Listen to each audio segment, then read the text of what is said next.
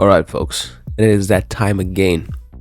Competitive Pokemon tournament analysis. Today, I'm going to be analyzing my finals series that I played in the first iteration of the UU Showtime. I played this series against a player known as That One Apple.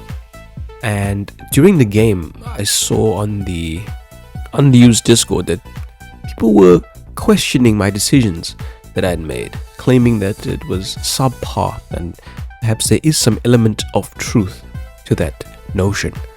But I just thought I'd share my thought process regarding those questionable plays, see if it can make a little bit more sense to the player base.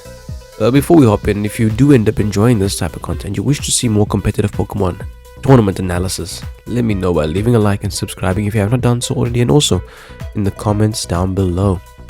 First game I played versus the opponent, they brought some aggressive hyper offense. Their team idea is to just set up the screens and go mad with all of their setup sweepers. Thundurus is probably a double dancer with agility and nasty plot. Manaphy can tail glow or even take heart and iron defense. Zarude swords dance, trailblaze. Shift gears very easy click to do with River Vroom. And even the Rhyperior can start swords dancing and rock polishing with the potential weakness policy. That's what I saw their team as. I had a sneaking suspicion that they would have led with Rhyperior because it deals very well versus the majority of my team. However, I ended up leading off with Metagross regardless. I decided in the very beginning, in a matter of seconds, but I decided in the very beginning that Metagross was the most expendable one. The only purpose I was trying to use Metagross for was to use Psychic Fangs to smash through the screens, but the opponent has two dark types which can be immune to Choice Band Metagross's Psychic Fangs. I also did a little bit of a calculation on the side to see just how much Heavy Slam or Psychic Fangs does to an offensive Rhyperior and a defensive Rhyperior for that matter, and I was very satisfied with the results. And if I had led with anybody else, to be honest, Rhyperior was threatening them for heavy damage, potentially even a 1-hit KO. So I decided to just Psychic Fangs the opponent, and as discussed from the team preview, I was nervous that this thing could suddenly set up a rock polish or swords dance, seeing as I have no comfortable switch into this monstrosity. That's why I ended up staying in despite me being a steel type weak to the ground. But the game continued, they got Stealth Rocks up, and again I decided to stay in and Psychic Fangs once more because again I'm always under this impression this is a swords dancing, mad attacking type of Pokemon. I didn't want to make a risky double because again no comfortable switch, so Zarude came in and I ended up hitting into an immunity. But I had multiple answers to a Zarude, like Skeledirge and Mandibuzz, even Pheasantipity in certain positions. But yeah, that's why I decided going for a second Psychic Fangs was not a problematic proposition for me to make. But anyways, Mandibuzz is a complete counter to Zarude as long as there are no bulk ups involved. If there are swords dance involved, Mandibuzz can break through with foul play. And Mandibuzz is slower than Zarude, so it allows me to get a slow U-turn off. That's why I went into it so hard.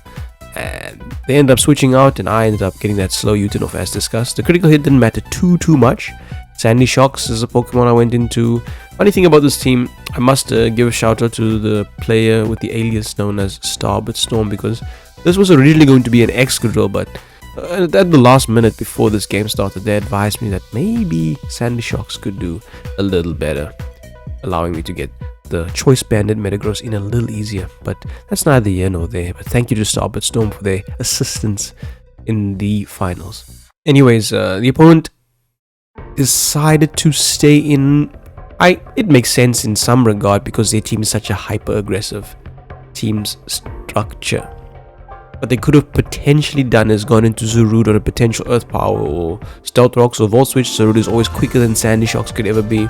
Even a risky Thundurus Therian play could have been made. If they had gone hard into Zarude, I'm not sure if it's Swords Dance or Bulk Upset, but with no heavy duty boots on my Mandibuzz, and Mandibuzz being the quote unquote chief answer to Zarude, they could have potentially put me in some kind of problematic position, threatening to Swords Dance or pressurize my Mandibuzz, and I needed the Mandibuzz to check River Room to a certain extent, to be the defogger of the team to a certain extent. So staying in here was not the ideal call. I think they were under the impressions that I was going to go for hazards of my own. As looking at my team, who does possess hazards if it's not Sandy Sharks? But I decided to just get rid of the Rhyperior. What would hazards have done for me? You know, doing a little bit of chip for which breaker of mine? None of my Pokemon are breakers. So I think it was a mistake of the opponent to fear potential hazards at the end of the day. Anyways, Rhyperior fell, and I was grateful to see that because it was a threat to my entire team. And here comes the screen setter. They make another poor play, I believe, by taunting me. Again, like I said, the hazards don't really matter that much. Stealth Rocks on Thundurus is meant to take attacks on this. You just meant to take attacks, live by the skin of your teeth, and hope that your power will be enough after the setups, after you have set up your boosts. So taunting was a mistake, and I get a nice Volt Switch. Not much damage, but yeah, nevertheless.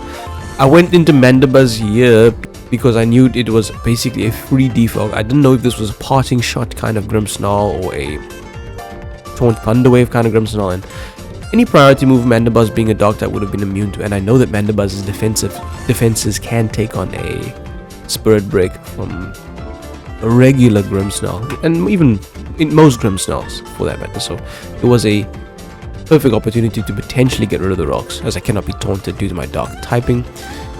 I ended up getting the free defog, so that Rhyperior, the sacrifice the Rhyperior made was invalid. They crit me, which was quite devastating to say the least, because I'm low and slow. I ended up getting the Roost off, which gave the opponent a bit of leeway to potentially make a play. But this is a key moment in the game, a moment that I wouldn't say criticized, but I'll just use that word for lack of a better one, criticized for. In this position, I thought, what do I need Mandibuzz for? If it's Swords Dance Zarude, I lose. Mandibuzz already defogged the hazards away, so that's cool. Skeledirge I know can take on the River Room. I've got Scarf Latios to take on the Manaphy. And Pheasantipity can take a +2 Thundurus, but we need this thing to be low because Pheasantipity does not kill it.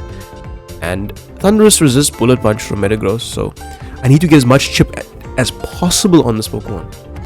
So I decided, knowing that they are an offensive-minded team, they probably going to want to get their boosts going so they can start breaking. I decided to stay in. Thundurus versus Mandibuzz. They nasty plot as I predicted. If they had just ended up thunderbolting me and destroying me, it was okay. I could have gone into potentially Fairs or even Sandy Sharks.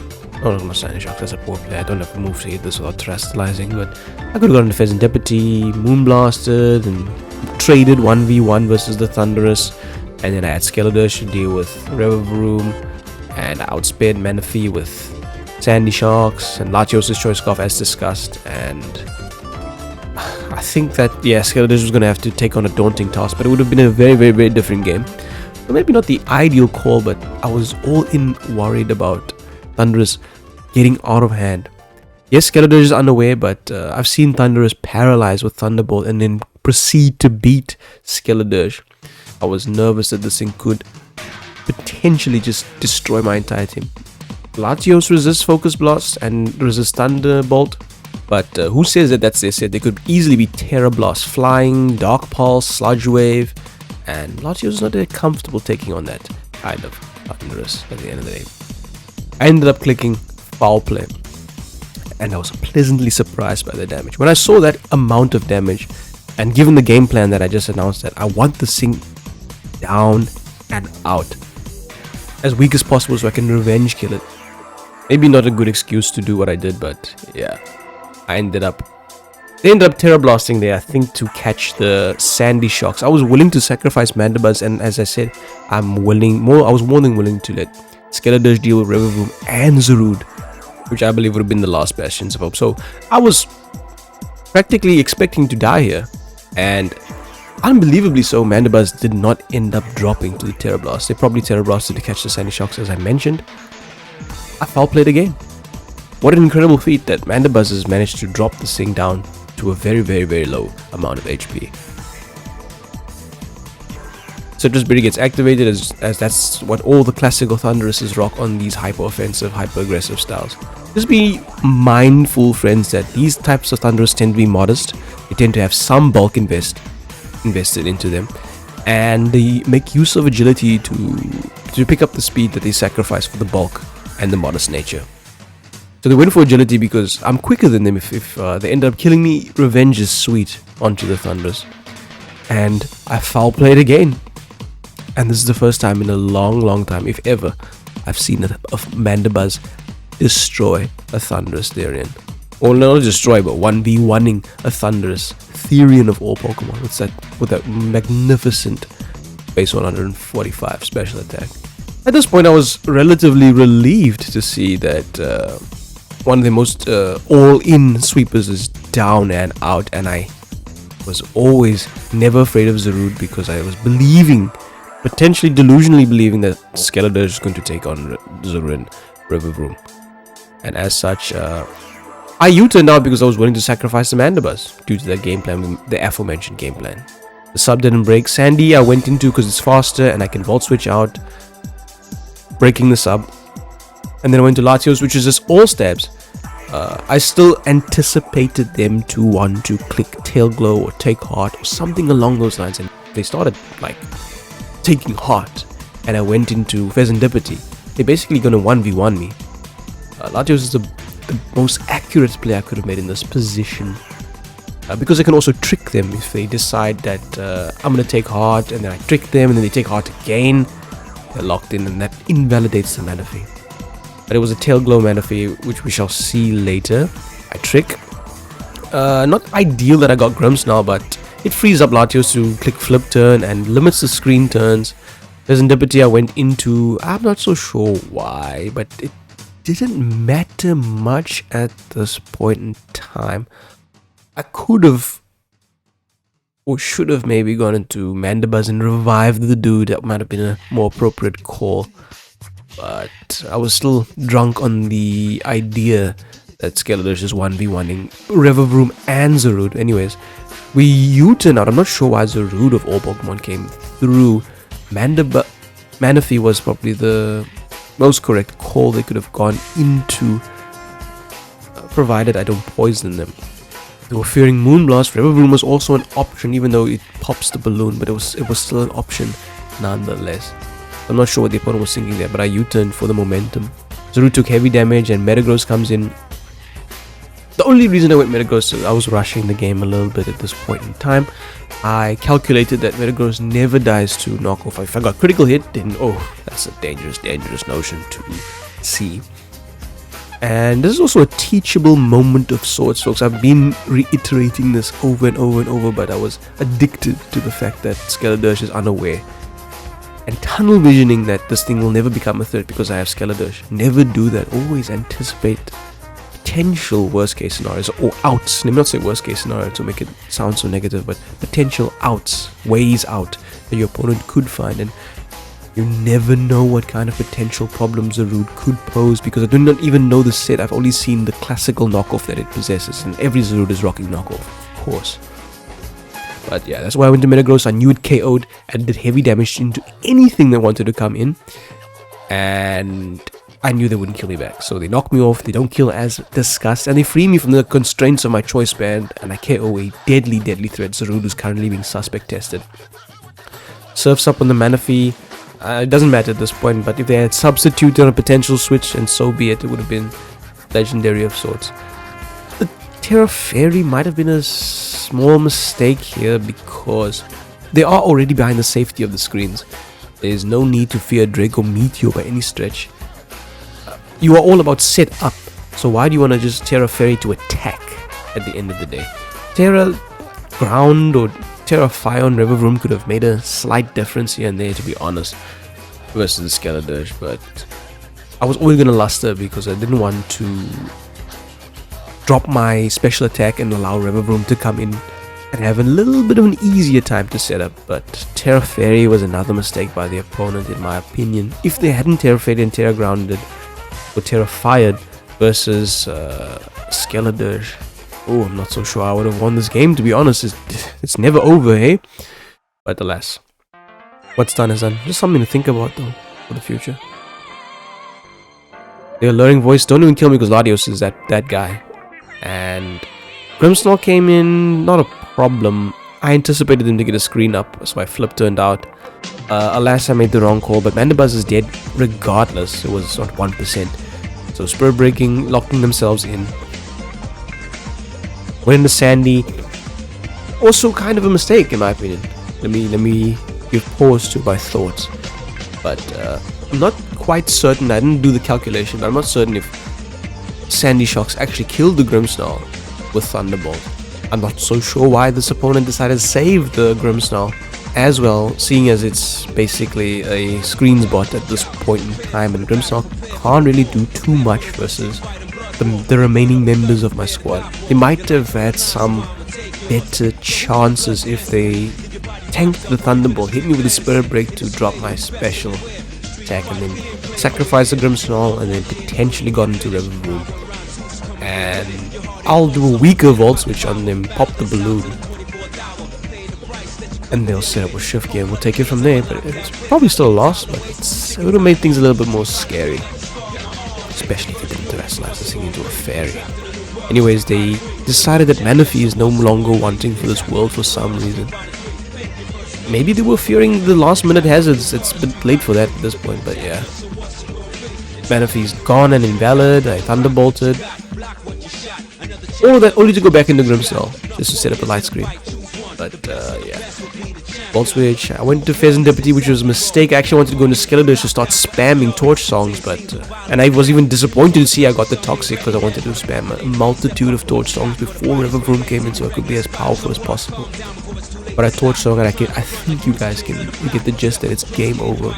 This thing was Terra Flying or Terra Fire, and pop the balloon. Boom, do a resist. Could have been a bit scary, hey? Because I'm more specially defensive on the Skeletors. You'll see just how much a regular high horsepower does unto me. More than half. And Hex does not possess the power to 2-hit KO this thing behind a light screen. But that's neither here nor there. Very poor played game on both parts, it seems. A lot of mistakes on my part now that I look at it, but I still stand behind that foul play idea versus a Thundurus variant. Not as confidently as I once did before analyzing this game, but nevertheless. Second game, and the opponent's team is looking a little more classical and more balanced style. Looking at their team, I was very nervous for the Enamorous Therian. For those of you who don't know, Enamorous is also one of those annoying Pokemon that's like starts iron defensing, then calm mining, and then doing a random agility, and then you lose. You can't kill it, and it's draining kissing all the HP back. I tried to play that Pokemon versus that Pokemon with very specific care, and this is a team I've used before, but there's few minor changes here and there. This is Terra Blast, Fairy, Choice Bandit, Tyranitar. I thought Choice Bandit, Tyranitar is actually a powerful Pokemon here. Not many want to switch into the combination of Knockoff and Stone Edge. If I can make most of the calls correctly, or even if I get the incorrect call, Choice Bandit, Tyranitar, Stone Edge plus the Sandchip does a tremendous amount of damage. I ended up leading off with Zapdos because it was the safest of them all. If I led off with Tyranitar and Excadrill came in, I'm being threatened out, and it's free rocks for the opponent. If they led off with Ogerpon to get an easy U-turn of sorts, I'm still scared out. Looking back at it in hindsight, I really believe Excadrill was going to be their lead of choice versus my team. And so it begins. I U-turn into Tinkerton to hopefully that they pop my balloon, which they ended up doing so I could steal their heavy-duty boots, which makes Mandibuzz's life a bit more difficult. Yeah, I decided to go back into Zapdos to potentially dodge an Earthquake, and I did. And I'll give it a pause at this moment because I understand the opponent's play, staying in here to allow the close combat, or potentially sacrificing Excadrill to close combat. They have a myriad of switchings to close combat. They've got Latios as one of the weakest ones that they possess. They've got Slowking, which resists. Mandibuzz will tank it all day, every day, and Enamorous is 4 times resistance. So in their mind, why on earth would I suddenly just randomly close combat and potentially lose momentum for myself? Because they could have easily gotten Slowking. Close combat, bounces off, and then chilly reception out, and you're in prime position. Game on. But I think they took an unnecessary risk here at this point in time. It was only turn 3, there was no need to play so fast and loose at this point in time, and it made the game a lot easier. It made Tinkaton's life a lot easier, that much I can tell you. The drill being gone, and Stealth Rocks, who's going to set up Stealth Rocks now? Nobody in your team. That made life very, very easy. There was no need to play that risky play. They know I'm Choice Scarf, so they make the appropriate call going into Enamorous, and here's that danger I was talking about. There's that agility. I went into Tinkaton specifically to encore this thing into a setup move. Because like I said, these things like Iron Defense, Calm Mind, Agility, and just 6-0 your entire team. Yes, Gigaton Hammer threatens heavy damage onto the Enamorous, but I was nervous about... I was concerned if they would terrestrialize into a fire type or a ground type for that matter, and live the attack and then get a free Calm Mind or an Iron Defense or something mad like that. Now that they outspeed the majority of my team. And they ended up terrestrializing as I called. And I ended up encoring. That means that I have some time to formulate a game plan versus this. Now that they've revealed themselves to be Terra Ground and Agility, not Iron Defense, it gives me a clue on how to play versus this Enamorous Therian. Still, I don't think the opponent needed to terrestrialize immediately. There were switch-ins like Slowking, even though it's not comfortable because I can knock you off and whatnot. Mandibuzz has been relieved from the boots, so that was always a very safe switch-in. But I kind of understand what the opponent was thinking here. They got heavy damage on my guy. I went into Zapdos. Why did I go to... Oh yes, I went to Zapdos because it's immune to Earth Power and they're locked in because of the Encore. Cloaking is appropriate. I ended up U-turning it a critical hit, which didn't matter too much, but it goes a little bit of a long way. And I believe the opponent made an incorrect call going for Thunder Wave here. Not the worst idea, but you're in the back. You need to start getting some momentum going, shifting onto your side and calling the shots at this point in time. If they had chilly reception down and maybe gone into a potential Scarf Latios to Draco Meteor Micro Ninja, or just play mind games like that, might have been a better call than to click what they did with Thunder Wave. I ended up clicking Sludge Wave here because I didn't care about the Enamorous being resistant to it. Who goes Enamorous hard on the Greninja potential Dark Balls? I understand that they went into Mandibuzz for this purpose. And I continued to spam the Sludge Wave on this Mandibuzz. Seeing as I'm doing more damage than Rooster's healing off, they have to pray for the paralysis, which they actually ended up getting. And they can't kill me by any stretch, and I 1v1 them regardless of my paralysis. Look how much damage Sludge Wave is doing onto the Enamorous Therian. I made a good play here in my opinion, staying in versus this guy. Greninja's basically done in this town. It does not speed anybody. It could just get fully paralyzed and be a liability or an asset to the opponent's team. I was willing to let them destroy me with Earth Power at the end of the day so I could make a switch into Keldeo or something along those lines. I probably would have gone into Tyranitar and just knocked them off hard. But they made the Draining Kiss call to potentially stave off Zapdos. I would never have gone Zapdos on a potential Draining Kiss. Zapdos is way more important than Greninja in this point in time. And Sludge Wave got clicked. Look at that, 40% is a lot. At this point in time, I was feeling their condition, like they saw me have no fear for the Draining Kiss, so they'll definitely Earth Power here. But there was no need to risk it. Like I said, Greninja is dead weight, so I made the safer call and allowed them to destroy me. Zapdos resists, of course. Brave Bird here was, I think it was appropriate. I didn't want Enamorous to stay in. Like I said, they're in the back. They are on the back foot. So they need to make some aggressive plays at this point in time. Now is the time for you to start playing a little bit more fast and loose, seeing as your back is against the wall and you've got nothing to lose at this point in time. So I anticipated that kind of playstyle from them, hence I Brave Bird instead of making the easy U-turn out. And as you can see, it's fumbling against the Mandibuzz, but that was not an issue for me. because in comes our main weapon, Choice Banded Tyranitar, which is quicker than the Mandibuzz, by the way. I don't think they were anticipating me to be Choice Banded, which is why they stayed in with confidence to Toxic me.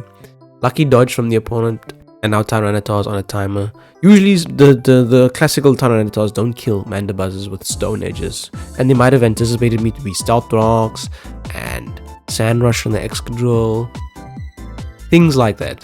It's not every day that you see somebody rock a Choice Banded Tyranitar, so I understand why they stayed in with confidence.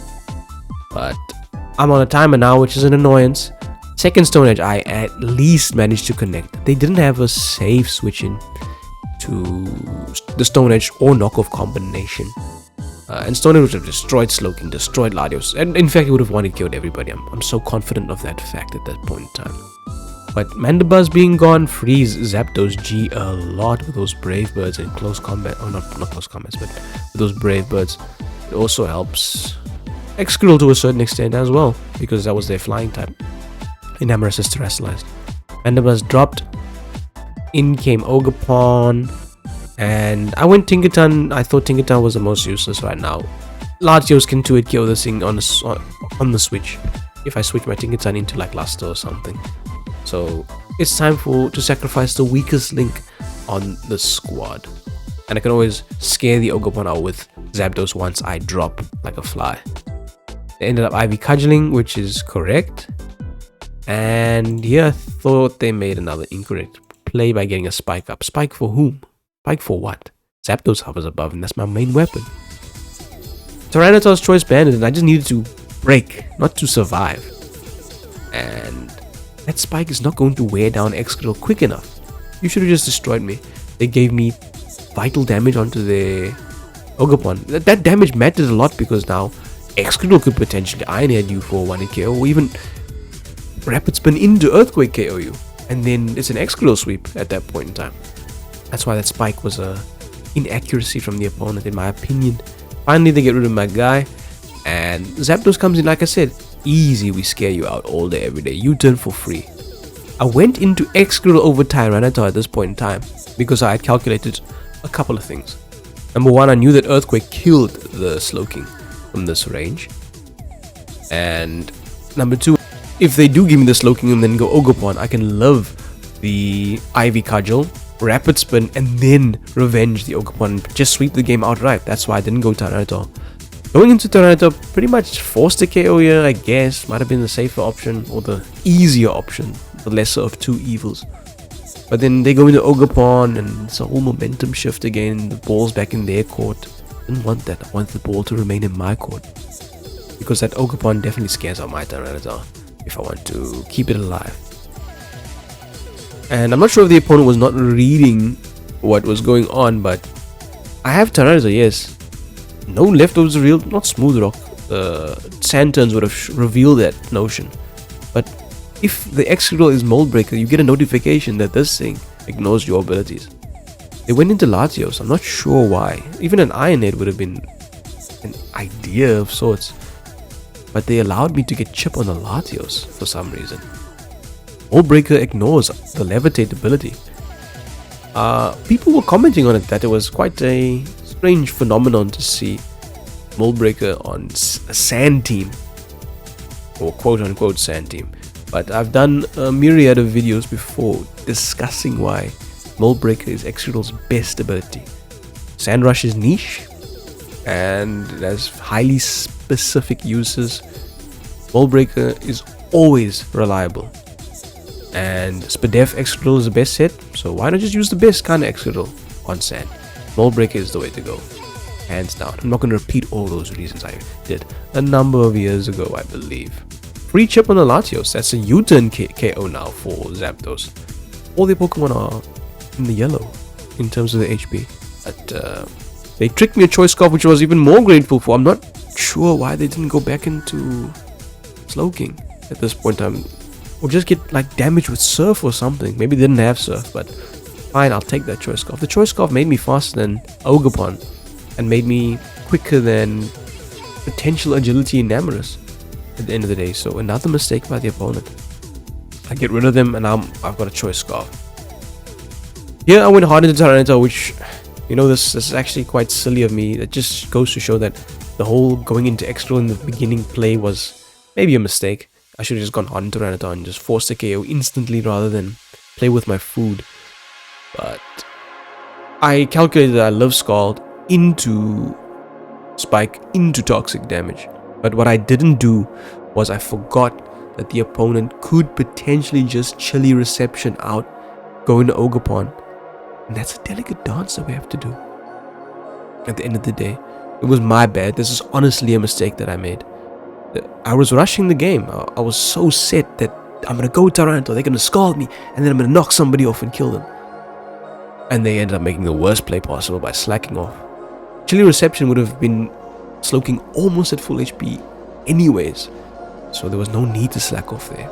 They could have gone into Ogre, threatened me, I would have gone Zapdos, and then maybe they could have U-turned back into Slowking, and mind games could have been played in that fashion.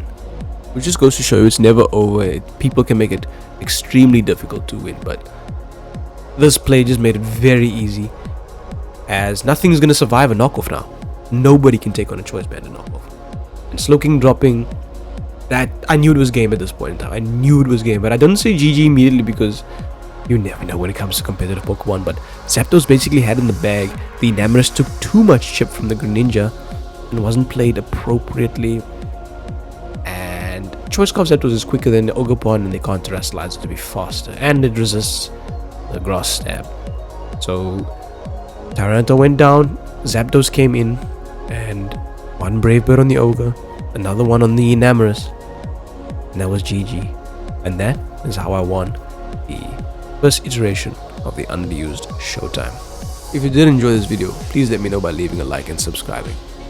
Upon further inspection, I've really noticed that there was a lot of holes in my play.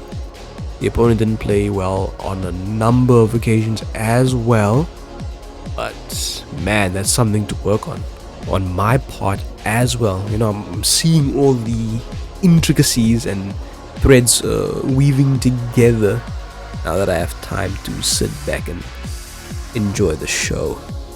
But nevertheless, I'll still stand by Mandibuzz 1v1ing the Thundurus any day. A couple of good plays done by myself and the opponent here and there, but yeah, I think the opponent made way more mistakes than I did, and that's what ultimately cost them at the end of the day.